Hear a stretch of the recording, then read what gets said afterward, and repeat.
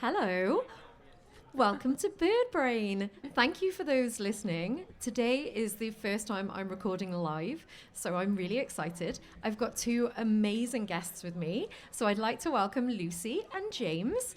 So Lucy, James, be patient with me as I record live. I'm very, very excited about being here. In fact, Lucy, the last time I was at Birdfair was in 2019, and I was just fangirling over you. Oh, I came to listen to your talk on 365 Days Wild, and as an aspiring writer myself, I just sat there in awe of the fact that you'd got this book out there, and it was really great. So to have you as my guest is a really lovely full circle moment. Oh, thank you. And that's okay. Thank you for saying yes. So Lucy, James, I'm really glad that you're here. Do you want to tell me your relationship to each other and why you agreed to be here today? Okay, yes, I've been coming to Birdfair for 10 years probably now, other than the COVID years. I love the fact there's a podcasting tent now. It's like, yay, Birdfair is in the 21st century. That's very exciting. Yeah, it's amazing. And I think it will encourage more people to know about it and widen the scope of participation too. Absolutely. And it's like different people doing presentations and it's just like massively diversified it. So I think it's amazing what everyone's doing. And I like the fact that there's different topics that can be discussed. It's a bit more relaxed and fun. So yeah, when you got in contact with Charlie, it was a definite yes. Provided that I could drag my very birdie boyfriend with me, who knows a lot more than I do. Fair enough. So that brings us to you, James. I know that you probably don't want to brag, but tell us a little bit about your birding credentials. I've been a birder all my life since I was about 5 years old. And from the age of about 25, made it my career in birding tourism as a tour guide through Africa, Asia, and Europe. And I've just translated a book about bird identification from Dutch into English. Oh, incredible. What's it called? The ID Guide Handboek. I know it in Dutch. Say it in Dutch. It's the Handboek Europese Vogels. Oh, that sounds great in Dutch. It's a 2-volume set available on the Princeton stand in the coming weeks. Oh, incredible. Have you enjoyed working on that? I did initially. It was a big honour. It then became a real labour of love, sort of every day, 1,000 pages. A day? No, 1,000 in total, but just every day on and translating non-stop. So, And he also slipped a disc while he was doing it, so... Yeah, so it wasn't much fun sitting down translating. So. Oh, no, because that's the kind of job you have to stay still when your body wants you to move. So I was really pleased when it was done, and I can't wait to see what it looks like. I've not seen it yet. Yeah, I think it's so amazing when you produce something and you spend so much time working on it, and then you finally have the finished product in front of Absolutely, you. yeah. So, Lucy, you've got a new book out. Yeah, I do the more cutesy stuff. Yeah. So my new book is called Blues Planet Australia, and it's my first kids fiction book, which was actually much harder to write than non-fiction.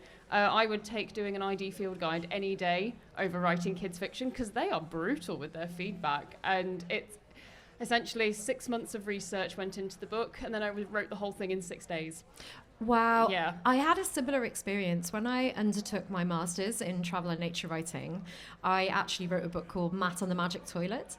So this had been on my mind for years. Ever since I'd traveled in South America in like 2011 and 12, I'd had this idea of a child that gets flushed down the toilet and appears in amazing natural settings. So the first place was Salar de Uyuni, the salt flats in Bolivia.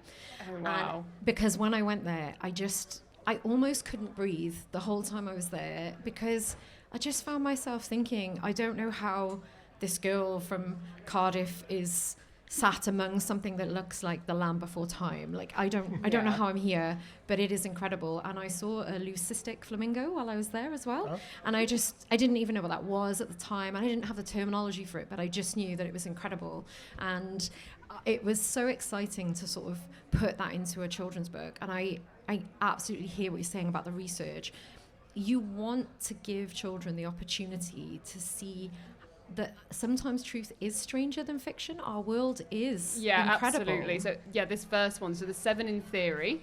Amazing. So I've just finished writing the second one, but the first one's set in Australia, and the editors really wanted me to go hard on the actual, like, the biology of what was going on and the ecology. So it's all very dramatic. I mean, the thing about kids' books, if the character doesn't have PTSD by chapter 3, it's not a good kids' book.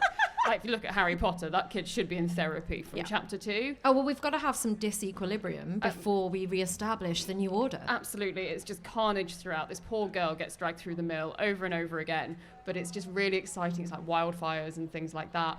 And she's rescuing koalas and kangaroos, and then also it was really fun to delve into like the ecology of like New South Wales and the kind of birds that she'd see, and actually writing those. Like when I was growing up, there were no kids books like that really looked at birds and plumage and what you might see and what they might sound like. So doing that was actually the most fun bit. Yeah, and I think that this is why I was also excited to have you as a guest, because obviously we take a bird from pop culture and it's tongue-in-cheek, but we want to look at how close is this bird from pop culture to the real bird. And I think we'll do the big reveal right now about the bird of the episode. And James, do you want to announce what bird we're doing? The character name or the actual bird? Give us both. The actual bird's a bit controversial. Go on. So Zazu from The Lion King.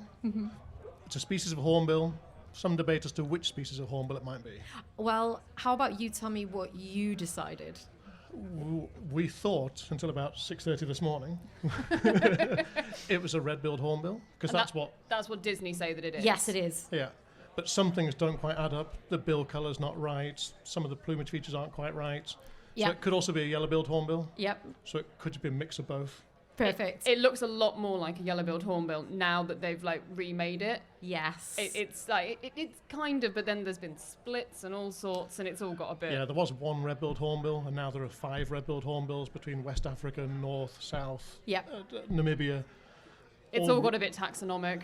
Very technical. Well, I just thought it was quite funny because as you were talking about sort of the accuracy in children's books, I remember the first thing I thought when I was doing the research on Zazu is, and why is he blue? This is totally incorrect. I mean, I don't necessarily mind that per se. I think you should be able to take creative liberties. And if you can't do it with cartoons, like what kind of world do we live in? But I do think that there is something interesting in doing things accurately too, because acquainting children with the natural world is a privilege and a gift. Yeah. In terms of your own encounters in nature, what are your own sort of highlights? Have you got any favorite birds? I mean, obviously, James, you've done lots of trips. There's a phrase the Dutch always says that the best bird of a trip is a mammal. So you go on a birding trip for 2 weeks and you come back and you've seen like a killer whale, or you've seen a leopard. That's fair. But I have a top 100 favourite birds, which changes all the time. And what's your most recent? Actually, just yesterday, the day before yesterday, we were on the trampoline with Lucy's daughter, and a peregrine flew over the trampoline. So, wow, peregrine. That's lovely. And the daughter's like, is it an eagle? It's like, no, it's a peregrine. It's really cool. And what about you, Lucy? I don't really have favourites. They change all the time. But the best birding experience I've had recently was about 6 months ago on a trip to the Netherlands. And I've seen goshawks a couple of times, but always like from watch points. And it's always a bit mundane. There's loads of people around. They're there, but they're a bit distant. And we went into this forest near where James lives, and they were literally displaying overhead and calling, and everything else was kicking off because they were being so raucous. And I was very sleep deprived. I had about 2 hours sleep, but I just burst into tears because it was just like the most, that's how I wanted to see a goshawk. That's how I'd imagined seeing a goshawk. And I feel like for like 12 years, I never got that experience. And then suddenly that was mine. And it was lovely to share that with James. I think experiences in nature can be profoundly grounding as well, because often so much of modern life, our brains are busy trying to catch up with all of the things we need to do, you know. And I think that you can be sleep deprived and be brought back to your body and your connection to the greater world in those moments. And I think that there's a level of intimacy when you share that with somebody. Yeah. Without words as well. You Absolutely. can just look at each other and see that you are, for all your differences, you have this commonality of wonder. Yeah. And James knew how much I wanted that to happen. And it was like a beautiful winter's day, wasn't it? Just really sunny. It was perfect. It was like, oh yeah, this was worth the 4 o'clock start in the morning and everything. It was just gorgeous. Oh, I'm so happy for you that you had that experience.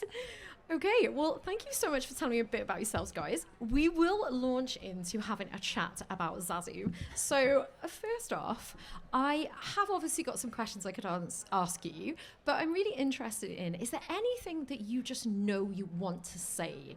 After you were doing this research and revisiting The Lion King, looking at it through the eyes of an adult, what were your sort of standout thoughts about Zazu?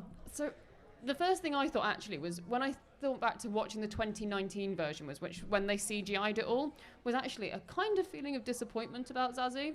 Ooh. Because it was blue in the first one. I'm a millennial. I didn't question this. Like, I was 3 when The Lion King came out. I grew up with The Lion King. I didn't question that this hornbill wasn't blue. And then suddenly there's this like black and white bird on there. I was like, oh, well, that's a bit of a letdown. That's not what I imagined at all. But I just never really thought about it that much. But I mean, Zazu became a bit of a cult figure, didn't he? In like the early 90s. I mean, I'm assuming that's why he was blue, was to stand out on the shelves against like the yellow of the lions and all the rest of it. I assume that was done on purpose. Yeah, I think it's probably correct to say that, because it's also the fact that Zazu in the animated version is also, the proportions of him are insane. If you think about him now, next to the lions, he's not far off the size of, like half their size. I mean, yeah, they do change, especially in the first one. You kind of, sometimes it's really big and sometimes he looks a lot smaller, and it's like they just don't have a lot of consistency with a lot of the characters. His number of tail feathers changed as well. When he was flying, he had 3 tail feathers, and he landed, he had 5 tail feathers. Oh, you spotted all the that inconsistencies. Kind of stuff, like, that's really annoying. That's hilarious. Okay, great. I did not love the remake of The Lion King. So I wasn't a massive fan. Don't tell Beyonce. I know, but also I'm going to say something really controversial. I also didn't enjoy the theatre production. I know, I'm sorry. I feel like a bad person. My daughter's going tomorrow. I've seen it 5 times. Yeah, I feel like maybe I'm dead inside, because I love the theatre and I really love puppetry. I actually went to see the Philip Pullman, his Dark Materials in 2 sittings, back to back, with lots of puppetry in it, and I loved it. Desperate to see the War Horse, but I felt like The Lion King just left me really flat. And then I rewatched the film, the 1994 one, and I realised, even though I loved it as a kid and I actually staged a production of it at my primary school, on my request, I went and knocked on my headmaster's door at primary school. Excuse me, Mr. McDonald, can I please record The Lion King? And he let me practice at break times with my friends. I actually don't like The Lion King that much now that I've rewatched it. Wow. But I did really enjoy Zazu. So Zazu was your choice. So I always try and offer my guests a choice of characters. Yep. Why did you go for Zazu? I think Zazu is one of those characters that you do like more as you get older. Like, as a kid, it's a bit like, it's a bird, whatever. It's kind of annoying. But actually, the adult humour in there, I mean, when he was came onto the scene, it was Rowan Atkinson. So he was really cult at that point with Blackadder. I kind of always assumed that Zazu was gay, actually. But I don't know if that's me casting Bridgerton aspersions on it.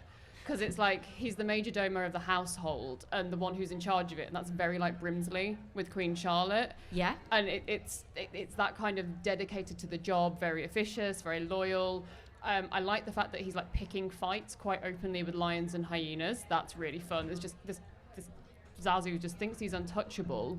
I like the fact that he's survived throughout all of the Lion King iterations. Yes. That is brilliant. And from what I can see, he's in the Mufasa trailer as well, which is coming out. They don't have a cast announcement for him at the moment. They didn't last time I checked. But he was just in the trailer. So I like the fact, I'm sitting there Googling lifespans of red-billed hornbills compared to lions, and it's just about believable. Oh, that's lovely though. Yeah, so I think as an adult you appreciate the humour. Yeah, and I think it's really funny because his first line is to Scar. So he's sort of chastising Scar for not attending the ceremony that's, announcing Simba to the pride. And he actually says, didn't your mother ever tell you not to play with your food? Because he can see him playing with a mouse. Mm-hmm. And I think it reinforces what you're saying. He does take this role. And yeah, he is the major domo. I think that there is potentially some queer coding in there. I was talking to one of my friends about, do we just try and say Disney's queer coding, or was that a way that people were putting their stamp on things? I guess you don't always know, but there are definitely traits there that I can see why you would think that. Also, he's not a good hornbill by behavioural standards. Like, no, he's not. His dedication to lions is frankly very unbiologically. It's not natural. It's not okay. So, like, yeah, the behaviour doesn't really match up that much. But I mean, we sat there watching videos yesterday of red-billed hornbills and yellow. Like, so the yellow-billed hornbill thing, they call him Mr. Banana Beak. Yes. And that's like Banana Beak is the nickname for a yellow-billed hornbill. Yeah, I wondered about that because I was thinking, is it just because of the shape? Like, are they just trying to, like, oh, there's a curve, we'll just call him Banana Beak? Because, yeah, I had flagged that myself. Yeah. What other traits did you notice about the genuine birds? One of the best things they do is this incarceration. So the females go into their nest hole pregnant and then get mud past them by the male and then block themselves in. So there's just a small hole left so they're safe from predators. And then they stay in there, the male, and they're totally dependent on the male bringing food to them and the chicks as they're growing. It's a great strategy to avoid predation, but it's a big risk if the male dies. In theory, they could still chisel their way out. Yeah, I read about this and I thought that was a phenomenal undertaking. There's a lot of trust there. I did think that, although it's a stretch, I'm going to make it because this is the point of the podcast. In The Lion King, Zazu's obviously obsessed with hierarchies, right? He's constantly pulling up Simba, pulling up Scar and saying, no, this is your role, this is your duty.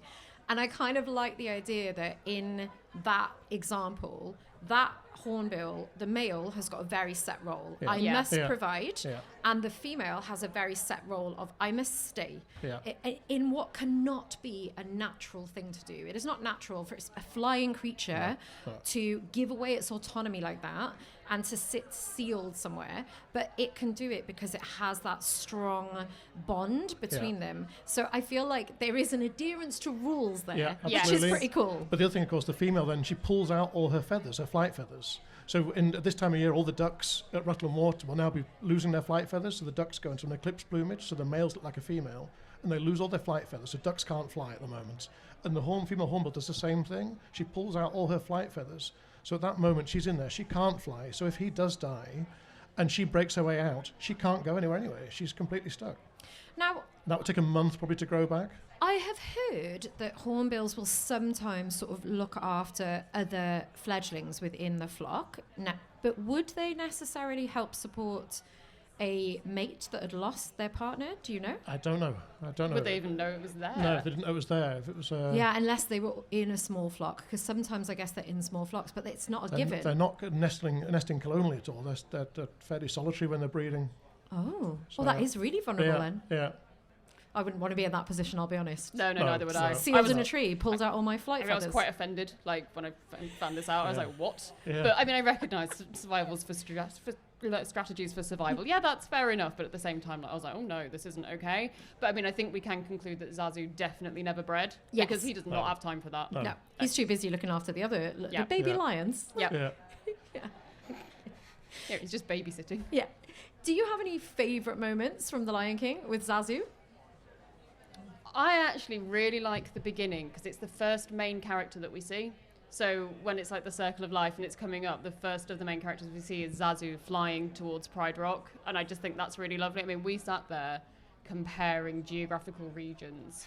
And it's like, oh, look, there's Kilimanjaro. Oh, look, there's like Hell's Gate in Kenya. Oh, look, here's somewhere else in Tanzania. Like that migration to that point at Pride Rock takes a long time. They do not cover that in a 3-minute song.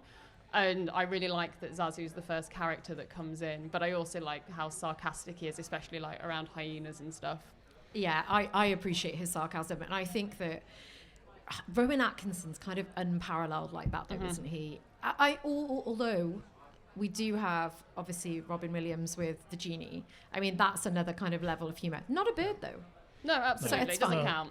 But I do think that humorous characters in Disney are a big part of why they've been so enduring. Like sometimes when you look back at other animated films from the same time, you do realise now that you're not a child, they actually are inferior sometimes. You're like, there isn't the same level of humour. There's not the same level of detail. And like we've said, there's not Disney's not all just accuracy or anything. No. And, you know, you've obviously got a lot of simplified stories that don't necessarily sit with your values, but in terms of the production of them and the quality and the humor, I can see why they endure. And Zazu's like a good example of that. Yeah. There's humor in there that's for adults as well. Yeah. And there's a cleverness to it that is often missed out of children's stories.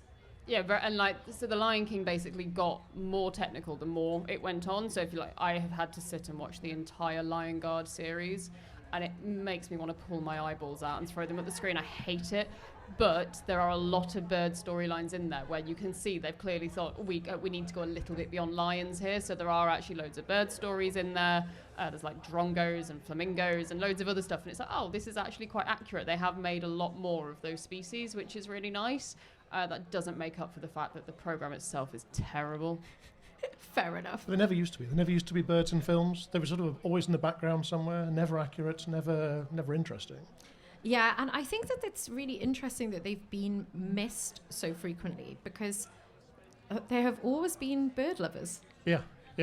I mean, across globally. But even on nature programs, the big stuff gets the attention, and the birds are just sort of ignored. Or there's a bird flying left, and Do you think that that's a reflection of our arrogance as humans, though, that we're often preoccupied by things like primates or mammals?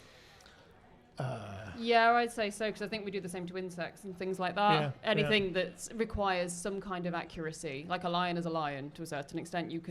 It's easy to draw, it's easy to imagine. You can rely, on imagination. I think with birds and insects, it does go out the window a bit. Yeah.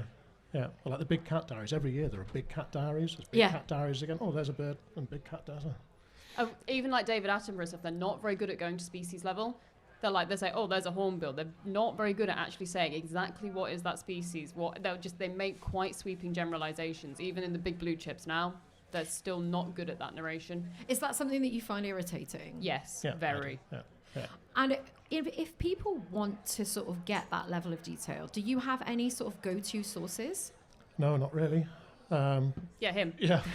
But it's like when you're watching a film and they've put the soundtrack in. The famous one was Dances with Wolves, which was filmed like in America, set in America, and it was a willow warbler, like a European species, singing in the background in the first scene. And they'd spent millions on clothing, on the set and everything. And it's like, well, you spent no money on the soundtrack whatsoever. And it is interesting because even things like the British Library actually have a comprehensive collection of audio files of birds from all over the world. Yeah. Now I'm going to do the actual plug. So I work for an organisation called The Sound Approach, and we have like 83,000 sounds. And we occasionally get people coming to us saying, oh, well, would you like sell us these commercially? And the questions they ask are really obscure. So there was like a Netflix series. They wanted sounds of Dunlin. And it was like, why Dunlin? They were like, oh, we think they sound a bit creepy. Oh, literally. So no actual No, valid I reason. don't think there was actually Dunlin in anything to do with it. They're like, oh, that's a creepy sounding bird. That'll do. Oh, It's like, okay, fine. I mean, that's really interesting because you would have thought that people, if they know the sound of the bird, they've obviously done enough research to get that information. But it's not about the accuracy, it's just about the soundscape. Yeah, so everyone sticks common loons into any American thing, and frankly, quite a lot of European things as well. Tawny owls. Yeah, if it's the horror film, there's like 3 go-to sounds. And do you think that this is because they're lazy, or do you think that the audiences don't want to be shocked out of a narrative by hearing something unexpected? Is our lack of familiarity with bird sounds problematic, do you think? Oh, I think, now if you look around this audience, it would be yes, like it is irritating and there should be more attention to detail. I think for the wider audience, I almost wonder if they do it on purpose because it is just what's familiar. And what percentage of the population would even recognise it was? Yeah. It's like... How would they know? Yeah, I think as well, and I think this a lot, we've got more access to programmes than ever through so many streaming services, but sometimes it's that, but you don't want there to be quantity over quality. But I do think a lot of people are preoccupied by just moving a story on, and you see it a lot with inaccuracies in costume and cultures, the way things are represented because of, but we don't want this to stand out. We don't want people to pay attention to this. We're not interested in the accuracy. We're interested in who loves who and where's the conflict. Yeah, absolutely. Yeah. But I think that accuracy provides extra layers for other people and engages you more meaningfully and creates that more immersive experience, which is what I would argue is the point of a of the having a soundtrack at all. No, absolutely. And I think that's where it's like been really fun actually writing a kid's book, where they said, no, we want accuracy. And it was the same with illustrations. Like, no, they were like, there's a picture of a field fair that is not in Australia, I promise. Thanks. That was in Leicester. And it's like, oh no, actually the author, the illustrator and like the editors and everyone, they went to the effort of actually illustrating a field fair, which I thought they weren't going to bother. I was really skeptical when I got the illustrations. I was like, oh, they're going to be rubbish. And actually they weren't. They were really, really good. They were really accurate. They were species level. Like, to the point I was getting emails at 3 a.m, like, which species of snake did you envisage for this scene? I was like, oh, I love that. It didn't get that far. It's just a snake. Yeah, it's fine. It's a throwaway line. But yeah, I think there is more of a push towards that now, and I hope that continues.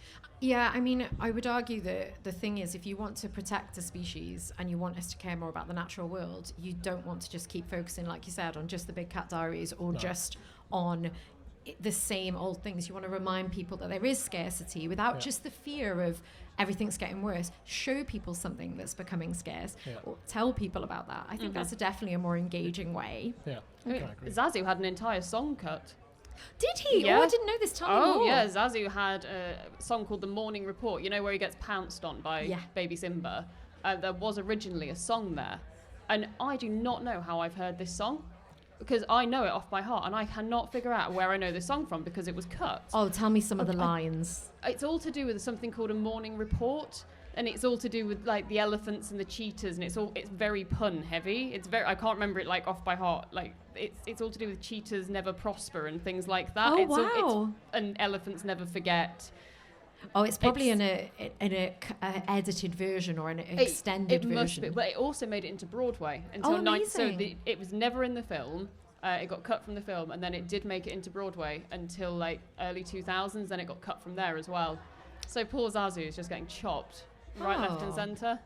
We don't have lots of time left, but I am conscious that I would like to hear any more of the things that you want to tell me you enjoyed about Zazu, you found irritating about Zazu, or you just think people should know more about hornbills in general. I have another hornbill fact. Go on. Which is my favourite one, is that there's one species of hornbill that has a symbiotic relationship with mongoose. So they forage together and they wait for each other. So when the hornbills go to feed in the mornings, and these mongoose, they live in termite mounds. Yeah. If the mongooses aren't active when they get there, they go to the termite mound and call into it to wake them up. Really? This is real.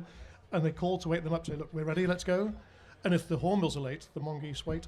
Well, this is great, because going back to Lucy's point earlier as well, and yours, the hornbills would not be chilling with lions. That's ridiculous. But mongoose, there are some hierarchies going on there where they're working together. I like it. Yeah. And anything else from you, Lucy?